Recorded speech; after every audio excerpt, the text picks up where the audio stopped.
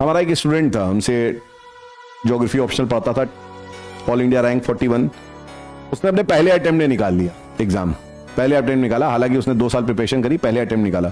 तो उससे मैंने पूछा, मैंने कहा कि ये पहले अटेम्प्ट में तुमने जो निकाला है ना, तुम्हारे दिमाग में ऐसा क्या चलता था कि तुम बेसिकली तुमने पहले अटेम्प्ट में ही ये क्रैक कर लिया, क्या तुम्हारी स्ट्रैटेजी थी?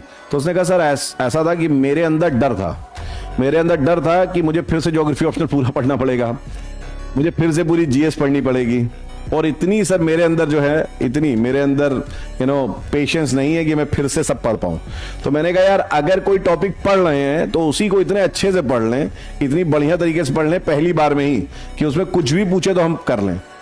मतलब कहने का मतलब ये था उसका कि जितना भी एक टॉपिक में क्वेश्चन बन सकता है, वो कहता था मैं खुद ही बना लेता था। वो मैं सोचता था कि मैं यूपीएससी का पेपर सेट कर रहा हूं और एक टॉपिक मेरे पास आया है, तो मैं उस टॉपिक में ये सोचता था बैठ के कि कौन कौन से क्वेश्चंस इस टॉपिक से बन सकते हैं।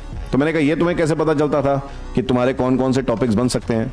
तो उसने कहा sir I was very thorough with my syllabus and I have done my PYQs nicely. तो मुझे मालूम था, मैं पीवाईक्यूज मैंने बहुत अच्छे से करे, तो मुझे आइडिया था कि कहां से कैसा क्वेश्चन आपका बन सकता है।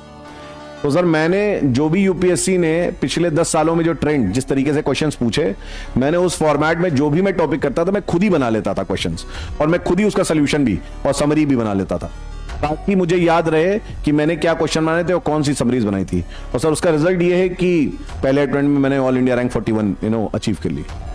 तो बेसिकली, और मेरा कोई उसमें रोल नहीं, ठीक है, मेरा कोई रोल नहीं, मैं ओपनली बता रहा हूँ। रोल उसी का था, उसी ने मेहनत करी, उसी ने सारी स्ट्रैटेजीज बनाई और उसी ने इस एग्जामिनेशन को निकाला।